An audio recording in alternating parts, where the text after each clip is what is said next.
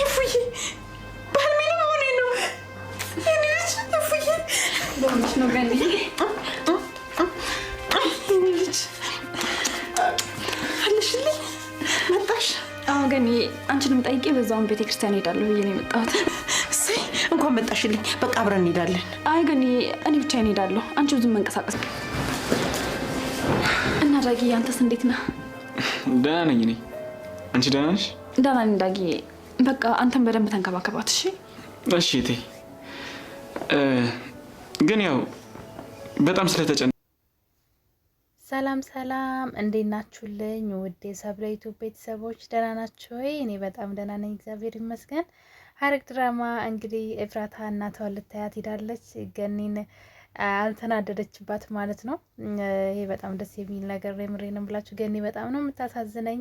ይህን ሁሉ ዘመን በሰራተኝነት ለልጇ ብላ አታ አይደለም። በነገራችን ላይ ብዙ አመት አረብ ሀገር ሰርታ ለልጇ ቤት ሰርታ ለልጇ ብላ ደግሞ በማረፊያዋ ጊዜ ሰው ቤት ተቀጥራ ትንሽ ትልቁ እያዘዛት በዚህ እድሜዋ ከልጇ አጠገቡና ልጇን ስታሳድግ ነበር በሚገርም ሁኔታና እንደው ኤፍራታ ብታኮርፍና አላናገራት ብትል ማለት ነው ልክ አይመጣም ነበርና ኤፍራታ በጣም ልብ አውቃ ናት ማለት ነው። እናትየዋም እንደዚህ ልትናደድባትም አይገባም። በቃ በህይወቱ አጋጣሚ የሆነ ነገር ሆነ።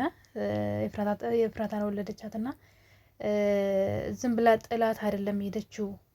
ማን እንደሚወስዳት አይታ ወስዳ ሀብታሞች ሰዎች በር ላይ ነው ጥላት ሄደችውና እያንዳንዱ ህይወቷን ትከታተላት ነበረ። ከዛ አረብ ሀገር ተመልሳ ደግሞ እዛ ቤት ሰራተኛ ሆና እየተንቋሸሸች ቤዛ እንደዚህ በፊት ጸባይዋ ሳይስተካከል በጣም መጥፎ ቃላቶች ሁሉ ነበር የምትናገራትና እንግዲህ ብዙ ነገር እየሆነች ከሷ አጠገብ ሳትርቅ አሳደገቻትና አሁን ላይ ያው ኤፍራታ ገኒ እንደ እናት ብትሆንላትም እንኳን ያ ወላጅ ቤተሰብ የሚለው ነገር የለም። ይሄ ቤት ምንም በቃ ዘመድ የለኝም ስትሉ ምድር ላይ ስትኖሩ ቤተሰብ የለኝም የሚለው የወለዷችሁን ቤተሰቦች አለማወቅ በጣም ከባድ ስሜት ስላለው እሱ ነው እንጂ ፍላጎት የነበራት በጣም ደስተኛ ስለነበረች በገኒ እና ግን የቤተሰብ እንትን ነበራት። በቃ የሚመጣው ሰው ሁሉ የኔ ቤተሰብ ነው ወይ እያለች ትጠይቅ ነበርና ገኒ ደግሞ እየሰማች ዝም በማለቷ በሱ ትንሽ ተናዳባት ነበርና በሚገርም ሁኔታ ይቅርታ አድርጋላታለች። እና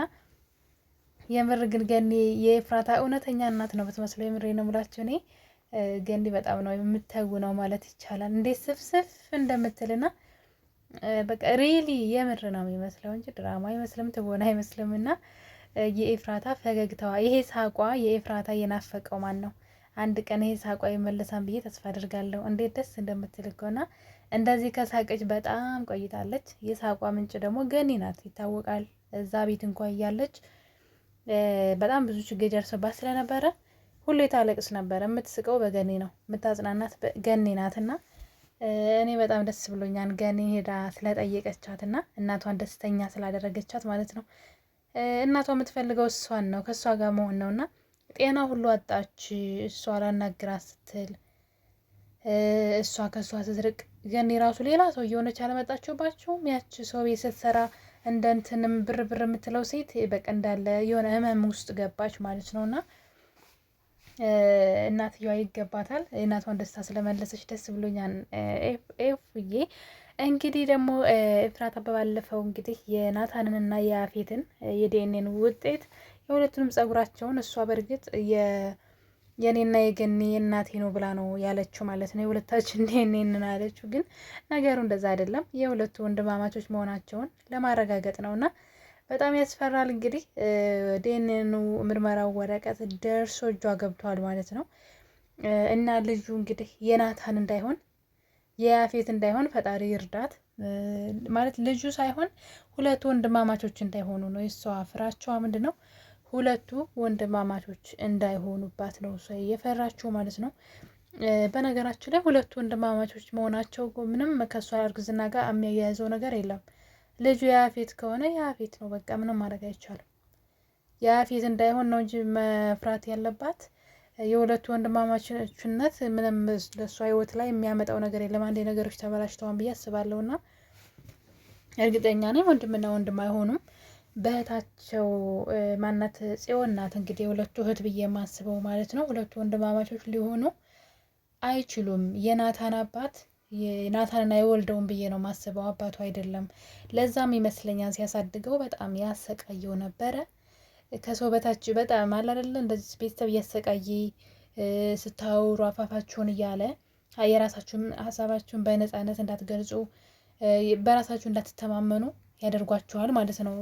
ስታዱ በልጅነታችሁ እንደዛ አይነት ጭቆና የሚያድርባችሁ ከሆነ ልክ ስታድጉ በሰው ፊት ማውራት፣ በሰው ፊት መራመድ፣ በሰው ፊት ምንም ነገር ማድረግ ኮንፊደንስ የሚባል ነገር በራስ መተማመን የሚባል ነገር አይኖራችሁም።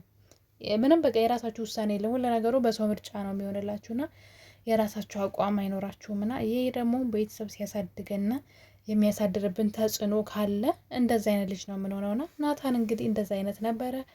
አባትየው ቤት ምክንያቱ አይታወቅም። ስቲል ናታን ራሱ ምክንያቱን አያውቅም ነበረ። ቤት ይዘጋበታል፣ ያሰቃየዋል። እንግዲህ ልጅ ሆኖ ነው በነገራችን ላይ እና ከልጆች ጋር ሲጫወት ይገርፈዋን ሲመለስ ከዛ ቤት ረሃብ እንዲራብ በጣም ሀብታም ናቸው፣ ግን እንዲራብ ያደርገዋል ዘግቶ ባዶ ቤት ምናምንና እንግዲህ ሰውየው የሚያውቀው ነገር አለ ማለት ነው። በዚህ ያኔ ናታን ባያውቅም አባትየው የሚያውቀው ነገር አለ። ናታን የእሱ ልጅ እንዳልሆነ የሚያውቀው ነገር አለ ማለት ነው። እና እንደዛ እንዲሆን ላለ ኤፍራታ የምሬ ነው የምላችሁ ማለት ነው። ወንድም አማቾች እንዳይሆኑ እመኝላታለሁ። ወንድም አማቾች እንዳይሆኑ ማለት ነው። እና ግን ነገሩ ትንሽ ወሰብሰብ ያለ ነው። ጽዮን የያፌት እህት መሆኗ ነገሮች ሁሉ ትንሽ ከበድ ይላል ማለት ነው። ማለት ጽዮን የያፌት እህት ትሆናለች። ያፌት ደግሞ የጽዮን ወንድም ይሆናል። እንዴት ሲሆን ነው ጋይስ እንደዚህ የሚሆነው? ማለት የያፌት አባትና የጽዮን አባት አንድ አይነት ነው። በጣም ይገርማል። እንደዛ ነው። ምክንያቱም ፎቶቸው ተደብቆ እንደውም የአክስቱ ልጅን ያፌት ጋር የሚኖረው እሱን መረጃ ሲያወጣ ስላየሁት ነው። የህፃንነቷ ፎቶ እዛ ቤት አለ ማለት ነው። እና በጣም ነው የሚያስጠላ የነበረው አስተዳደጉ የናታን። ያ ማለት ደግሞ ሰውየው የእሱ ልጅ ስላልሆነ ነው ማለት ነው። ጽዮን ይህን ታሪክ አታውቅም። በእርግጥ የእሷ ወንድም ከመሆን የሚፍቀው ነገር የለም፣ ግን የያፌት ወንድም ሆኖ መገኘቱ ነው። በእርግጥ የእሱ ወንድም እንዳይሆን ጸሎቴ ነው እኔ ለኤፍራታ፣ ለምን ስቃዩ እንዳይበዛ ማለት ነው። አሁን እኮ ልጁ የያፌት ከሆነ በቃ መኖር ራሱ ምን በቃ ከናታን ጋር የምትገናኝበት መንገድ ሁሉ ይጣብልና መኖር እንድትጠላ ነው የምትሆነውና እንግዲህ ዲኤንኤኑ ደርሷል። ግን የዲኤንኤኑ ውጤት የእሷ ልጅ የማንኛው ልጅ እንደሆነ ይገልጻን ብዬ አይደለ። በእርግጥ ወንድማማቾች ከሆኑ ልጁ ሲወለድ የማን ልጅ እንደሆነ ለመለየትም ያቅታታል ማለት ነው። እንግዲህ እሱ ነው ዋናው ሊለይላት የሚችለው እንጂ ትንሽ ከበድ ይላል። የማንኛው ልጅ ሊሆን ይችላል የሚለው ነገር ማለት ነው። ከያፌት ጋርም እንግዲህ ተኝታለች ማለት ነው።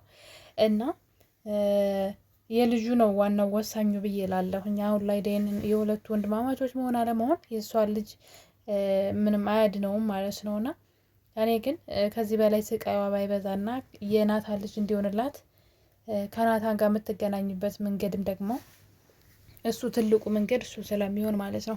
ያለዛ ግን ለሁሉም ነገር ተስፋ የምትቆርጥና ሁሉም ነገር የምትተወው ይመስለኛል። እንግዲህ በመጨረሻ አብረው ይሆናሉ ብለን ተስፋ አድርገን ነው እየጠበቅን ያለ ነው ማለት ነው፣ ናታንና ኤፍራታ ማለት ነው። ግን አንዳንድ ነገሮች ሳይ ግን ጭራሹ እንደው በፍቅር ዓለም እንደዚሁ በጣም የሚዋደዱ ሰዎች ግን አብረው የማይሆኑ የለም። እንደዛ አይነት እየሆነ ቢመጣና እንግዲህ ኤፍራታ ያን የዲኤንኤ ወረቀት ስትከፍተው ምን እንደሚያሳያት በጣም የፈራችው ነገር እንዳይሆንባት ማለት ነው። እና የእኔ ተወዳጆች እንግዲህ የሐረግ ድራማ ክፍል 102 ላይ ኤፍራታ የዲኤንኤን ውጤቱን በእጇ አስገብታለች ማለት ነው። እንግዲህ ናታን ማነው ያፌት ደግሞ ይህን ነገር እንዳያየው ብቻ ትንሽ ያስፈራን። በጣም ብዙ ገንዘብን ያወጣችበት ማለት ነው። ይህን ገንዘብ እንግዲህ ናታን ራሱ ነው በር ላይ አስቀምጦላት ሂዶ የነበረው ማለት ነው። በጣም ብዙ ገንዘብ አወጣበታለች። ውጤቱ ደግሞ መልካም እንደሚሆንላት ተስፋ አድርጋለሁኝ። የኔ ተወዳጆች ይህን ቪዲዮ ስትጀምሩ በላይክ ጀምሩ። ለቤት አዲስ ከሆናችሁ ደግሞ ሰብስክራይብ በማድረግ ቤተሰብ ሁኑ። ሼርም ላይክም አድርጉልኝ። ስለምታበረታቱኝ አመሰግናለሁ። በሌላ ቪዲዮ እስከምንገናኝ ድረስ መልካም ጊዜ መልካም ምሽት ይሁንላችሁ። ባይ ባይ።